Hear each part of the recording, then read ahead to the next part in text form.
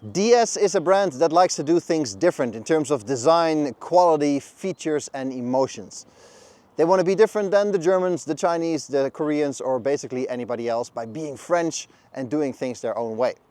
My name is Peter, this is an Audi Q6 video and next to me is the DS number 8, which is a fantastic offering from DS. I've already reviewed it on the press drive last year in the south of France, but of course the south of France with its glorious landscapes and hillside routes is not a real life that I live every day. So when Stellantis said this car was available, I said yes, I would like to test that again and have a look at how this car functions in the day-to-day grind. So I'm not going to do that entire review again. All my first impressions that I had there are still very valid. I want to take you around a few details of this car, have a look at what's what, and give you some impressions of what it is to live with this vehicle. We'll start with a little tour on the outside. You can really tell that this is something different from the word go, because it is in no way, shape or form like anything on the road these days, especially not all those SUV electric crossovers that have gone through the same wind tunnel. With this long sloping hood here, blending into the windscreen and the roof, I think it's quite nice. It's a statement piece right away when you arrive with this vehicle. You can't see it right now, of course, but there's quite a lot going on light-wise. We have those teeth here on the side to give the car a bit more profile. The grille is illuminated and the headlights are of course full LED. Great bit of light at night and an all-round cool profile when you arrive. There's also a lot going on here in terms of tech. We got some louvres here that open when the engine and the battery needs a bit more cooling. We got a camera system over there and of course the small camera up there for parking. When we move down the side, those 21-inch rims look quite nice in this blue. You can see the shape of the car. It's not a coupe, it's not an SUV either, and it's certainly not a station wagon, so it's somewhere in between all of those. But I think it's a good looking car. 4.80 m and change, so it's not a small vehicle, but not an enormous one either. And when we move towards the rear, I'm filming into the sun on purpose, so you can see all these lines and creases here. Obviously all for aerodynamic efficiency, and then sort of sliding into the grip here for the rear doors. Back here you can also see those hip lines. Again, I'll put an overlay on with the lights at night. That really gives the car an extra bit of profile and stance and really make it recognizable on the road as well, because there's nothing else out there with this kind of light signature. Huge rear window, blending into the roof. Looks really nice and sleek, but no wiper obviously. You got to rely on aerodynamic efficiency only to get the droplets off your rear window. And that does not work. Obviously when you're doing 100 on the highway it's not an issue, but any kind of city driving, roundabouts, traffic lights or slow moving traffic and your window is full of rain, which is not ideal. I understand that a wiper is not the prettiest design element you can put on a car, and of course aerodynamically it is a disaster too. And there's no real place here to put it. I get all that, but it's just impractical. Given the size of the DS number 8 and the market they're aiming at, you would expect a frunk in this vehicle, but as you can see behind me, that is sadly not the case. And it's too bad that in the whole development of this car, it isn't possible to somehow mix and match a frunk in there somewhere. Even if it's a small one that's just enough for some wiper fluid, some gloves, and maybe an adapter or two. Those kind of things are just handy to have around and give so much extra practicality to a car. But unfortunately, that is not the case here. Here inside the DS number 8, there is a million design elements, visions and things coming together and blending into this nice mix of serenity. Too much to mention in one video, but I was in the design studio of DS in Paris a couple of weeks ago. And it's very interesting to talk to the designers and see their vision and see the way they work. And then walk to the car where they can actually point at things and say, yeah, that's what I mean. This is how it goes. Look at this line. And then it all makes more sense. So that's really interesting, and if you guys want to see a full video like that, let me know in the comments below. Then we'll see if we can maybe do some kind of in-depth with the designer to see if we can make some more interesting content that way, where they can explain what's what and why things are the way they are. What I want to point out specifically in this video is the steering wheel. It is a squircle, so it's a square circle, with an X pattern spoke design in the middle. So there's 4 spokes, which is not something you see very often. It reminds me a bit of a go-kart steering wheel. If you've ever been go-karting in or outdoor, that steering wheel is shaped like this. So you always have a good grip on the side to move around, and you can still go up and down if you want, if you need some more steering movement. The middle is the DS logo, flanked by two button clusters on the sides of the airbag. Now, the consequence of a steering wheel shaped like this is that you always have full control grip. It feels a bit awkward to put your hands any higher. So this is a natural resting place for your hands, which means the button operation is very easy to reach with your thumbs. When you're on the highway, then you can put your hands on the bottom part of the steering wheel quite nicely and have a relaxed driving position. Now, the button clusters are made of piano black, which is a real mistake. I think this is a very poor choice of material for this area, because I don't know how well you can see it on camera, but it is full smudge every day, the whole day, as soon as you take this car from delivery. And it is an actual genuine mistake, I think, to use this material here on the steering wheel, because it looks terrible and it's just not necessary. They should have done better. But the clusters work fine. On the left you have your cruise control, on the right you have your systems, your settings, your volume, phone and microphone voice commands. So that's all there. So it is easy to operate that way. And it looks quite nice. There's even a little bit of light in it at night. On top we have a sensor bundle to make sure I don't fall asleep and pay attention, and behind there's also two stalks, left for your lights and your indicators and right for your wipers, both also in piano black. No bueno. Last but not least, there's two flippers behind the steering wheel to adjust your regen braking, so I personally like to have that off at all times. But if you're somebody who prefers to adjust its braking depending on the situation, you can use the flippers to do so and have more or less depending on where you are and what you're doing. So that's the steering wheel. It's a nice shape and it's an extra bit of design. It's different than what you usually get, but they haven't made the mistake of ruining it by making it a triangle or something, or doing something stupid that just doesn't function when you're driving. So it's nice, it's different, and it does work quite well, apart from that piano black. Now, with 4.80 m, the DS number 8 is certainly not a small car, but absolutely not an enormous car either. So we are at the parking where I often film in my neighborhood, and I want to show you again what it looks like to have this car in a regular parking spot. So as you can see, I've parked here in a normal square, and there is actually quite a lot of space on each side of the vehicle. So that's good, nothing going wrong there. I'll show you how it looks like with the doors open in a bit. But if we walk to the side, you can see that the car fits in the square quite easily, and we can still debate if we go through the end of the line or to the gutter over there. And if I walk towards the rear, you can see that the car also fits in the square nice and easy here. Giving you the full overview, no issues really with parking. And that is great, because as nice as this car is, if you can't maneuver it through a city center or an underground parking, it is of course very cumbersome. And like I said, certainly not a small car, but it does fit quite easily. So that is good, makes the usability of this car much better. Now I will show you what it looks like when we open a door. If I put this in the first position, you can see it works, and the door is sticking out slightly past the line. So if there's a car parked over here hugging the line, it's going to be a bit tricky. But in general, this is enough space to get out. And if there's a car parked here of a similar size, then that should be not much of an issue.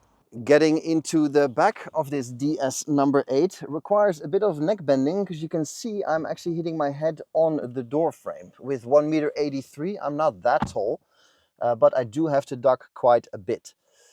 With my length, I'm also basically touching the roof. You can see this curve in the glass. It actually stops here, but it continues down here. Obviously that's done so there is more headroom available. And that does work. I do fit exactly in that spot, and then I have about 3 fingers of space left. But when I slouch back against the backrest, then my head is touching the fabric part of the roof. So there is plenty of space back here, because it's not a small vehicle, but the headroom, if you're taller than 1.83 m, might be an issue. Back here, it is all quality though, the same as in the front. The seats here are ventilated and heated, so that's quite luxury in this étoile version. And it's the same very nice brown Napa leather as in the front as well. Just like in the front, we also have that amazing focal audio system, which is great. Really offers you the experience of the sound together with the people in the front, so that's nice too. Sitting here, I'm quite comfortable thanks to all the light coming from the window, the panoramic roof. So that's really nice. There's some design elements in there too. It looks really nice. And there's a lot of tint in the window too. So even though the sun is shining outside quite aggressively, I'm not being blinded or cooked back here, so that's good. And it's a necessity because the rear windows are not that big. Now this interior is quite light, so it's okay here. But for example, the Alcantara blue is already a lot darker. And it's not getting claustrophobic per se, because there's enough light coming from the front. But yeah, with the small rear windows, you do want as much light as possible. The seats in front of me have a hard-ish seat back. It's not hard plastic, it's covered with the leather, but hard nevertheless. They are not very massive though, so it's easy to see around and see what's happening. And also the gap between the front seats is quite large. So it's easy to see through the car, which is especially important for children back here, that there's good connection with the front of the car. And even the navigation screen is nicely center mounted, so I can, from back here, I can even see what's going on there, which again is important, especially for children. So yeah, all around the experience back here is very nice, very light, and I fit in here. But if you're taller than 1.83 m, that might be an issue. And obviously sitting next to myself twice is going to be a problem too. But two adults here, no issues. Something I do have an issue with is the center armrest over here. That is unfortunately the cheap generic plastic with flubbery rubber bits to keep your bottle in place, and that really doesn't fit the car. And this is supposed to be a luxury vehicle, and you know, they've wrapped it in leather and everything, and then they put this cheap plastic rubbery thing in. I don't really understand who made that decision. You know, spend 200 euro more and have a nice cup holder situation, a better design, cup holders coming out of the front, whatever it might be, but not this generic cheap solution. That is just out of place in this vehicle. Now, obviously, while we are in here, I have to show you the Electra 3D focal audio system. It's a French audio company that DS works with, of course, because they're also French, and they're really proud of that collaboration, and they promise fantastic sound in here. Now, unfortunately, I can't actually let you listen to anything because it has to go through the speakers, then through my microphone, through YouTube, through your phone into your earpods. So there's no way any kind of audio quality can come across properly. And that's of course even before you start looking into copyright. But what I can show you is the options, because of course this being a high-end audio system, you expect a ton of options. So we're going to go to home, we're going to go to media, to settings, and to audio settings. And there you see Electra 3D by Focal. So good. What's not so good is that there are not really any options for you to mess with. So I'll show you what we have. You can set here if you want to optimize the sound for only the front of the car when you're alone, or for the entire car when you're traveling with more people. You can even adjust it yourself slightly, left to right, front to back. Then there's the equalizer, 3 settings, mid, highs and lows. And then there's the speaker settings themselves, more emphasis on the central speaker, the subwoofer or the surround sound. Then there's, last but not least, a button for the 3D audio effect. That does make quite the difference, but you can turn that on or off, and that is it. So if you are a hardcore audiophile that wants to tinker with the settings in the car, unfortunately there's nothing there.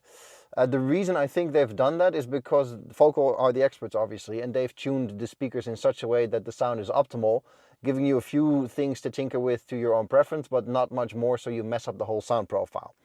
I'd say that's the reason. On the one hand, yeah, that doesn't give you any options if you know what you're doing. On the other hand, I think for most people, they don't know what they're doing and they just want good quality audio, which is exactly what this system gives you. It really gives you proper, refined sound, and you can always tell that the sound is good and the quality of the speakers is good when you turn the sound up, turn up the volume a lot, and the sound stays crystal clear.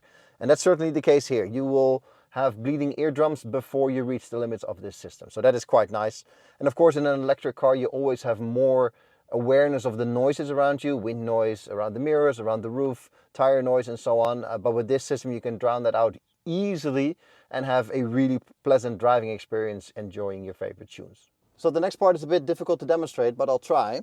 Under this floating area, there is another cubby with some cup holders, some USBs and some wireless charging. Very nice, very handy, out of the way. And you can even close that off completely to throw some other things on if you would like. Now I'll demonstrate with this parking ticket that the cover and the permanent cover slide under each other, and there's a gap, and this fits right in that gap.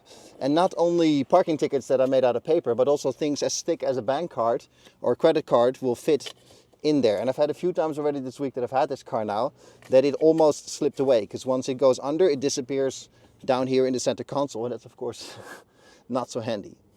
Then we have a few flavors that this DS8 comes in. First of all, there's the Pallas, that is a 55,000 euro starting point. Then there's the Pallas Black Edition, so more and better for 56,000. And there's the Étoile that we are in, that starts at 62,000 euro here in the Netherlands. Once you've picked your trim level, you got to pick motor sizes. So there is the front wheel drive 230 horsepower version in the baseline, that is 62,000 euro. There's the front wheel drive long range that we're in with 245 horsepower for 66,600. And there's the all-wheel drive long range, so that's all the power with all the battery. 350 horsepower for 70,600 euros here in the Netherlands. Now on top of that, there are a few options on this car, of course. What you see here on the interior is the Alezan brown Nappa leather interior for 2,000 euro extra. The color on the outside is topaz blue for an additional 1,200 euro. You do get a free black roof upgrade, so that's good. But if you want to further extend it all the way down the hood, that's going to cost you an additional 600 euro. The 20-inch rims are standard as well, but if you want 21-inch, it's going to cost you an additional 1,500.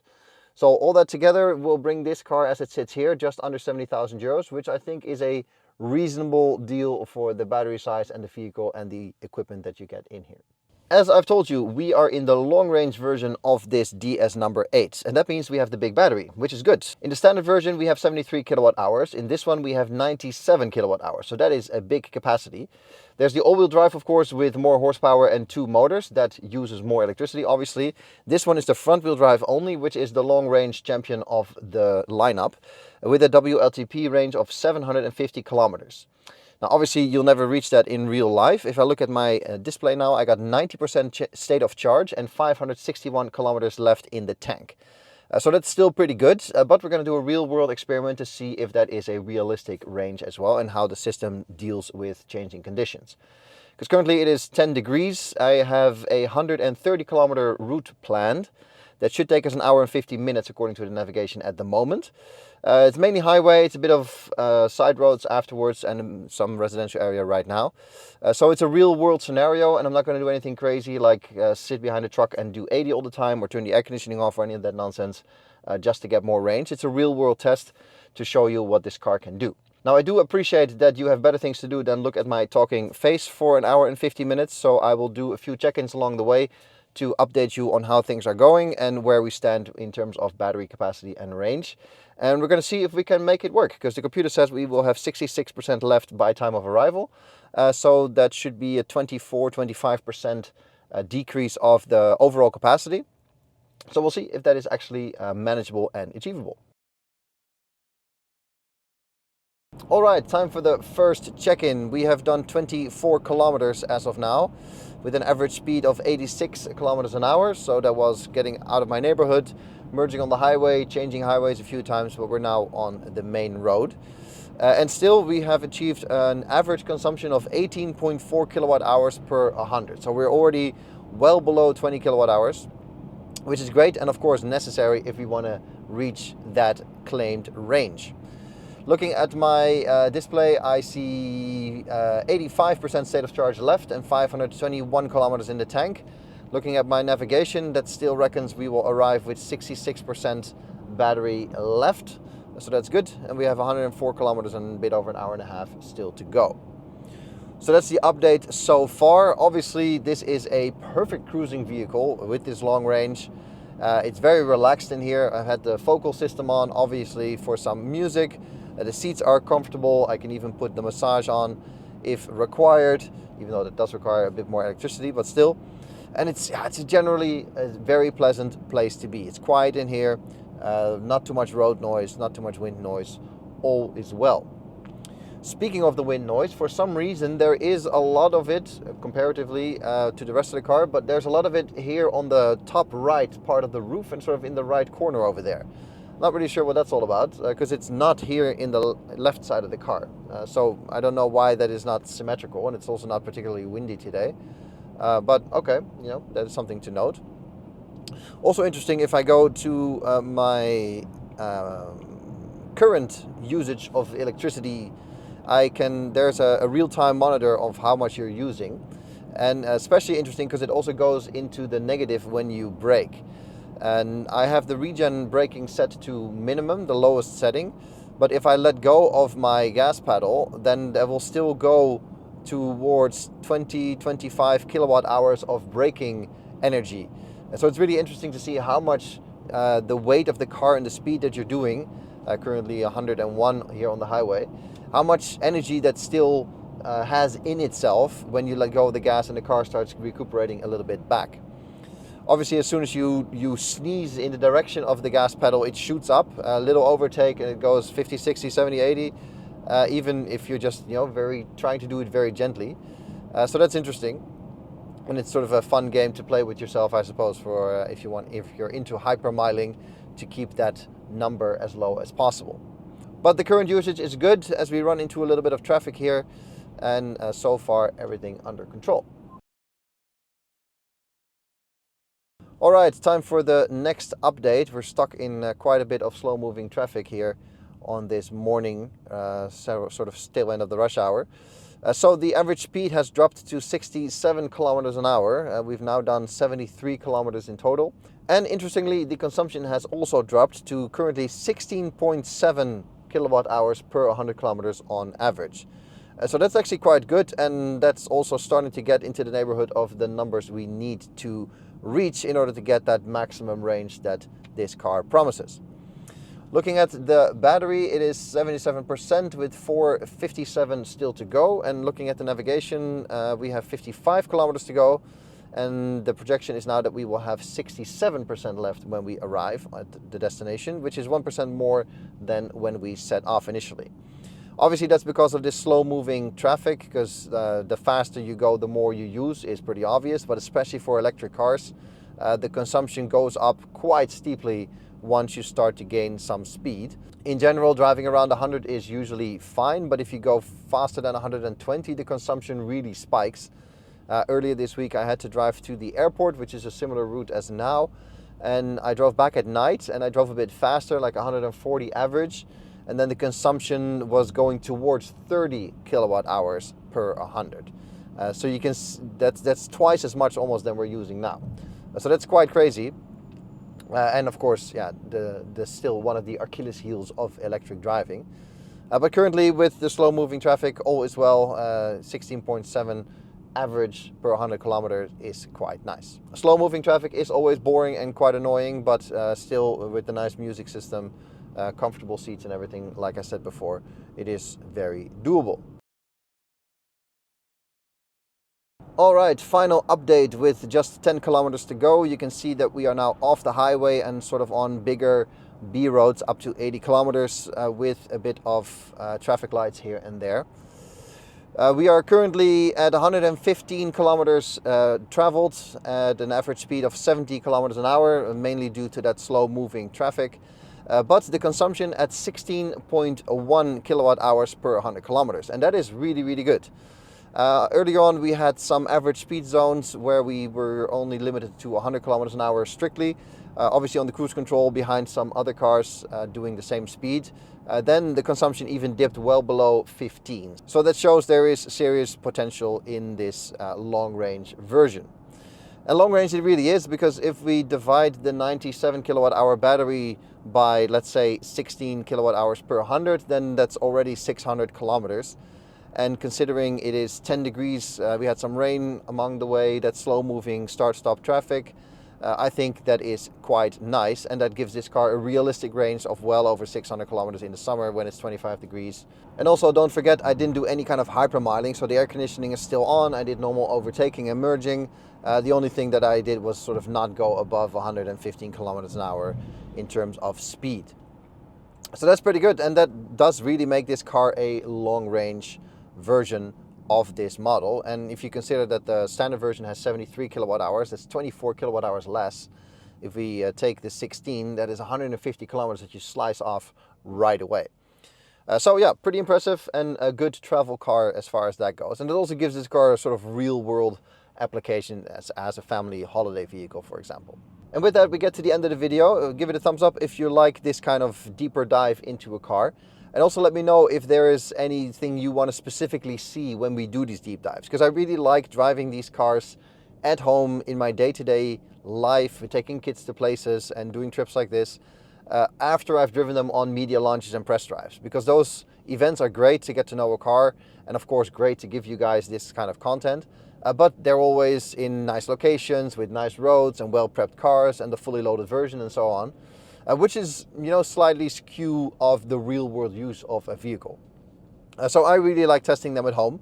And if there's things you want to see, like should I always do a trunk test or front test or the massage seat test, or show you around specific things in the infotainment system, do let me know, because then I can implement that in the videos as well and make them better for you. For now, thank you very much for watching. A sub to the channel is always appreciated if you like this kind of content and want to see more, and I'll catch you guys in the next one. Cheers!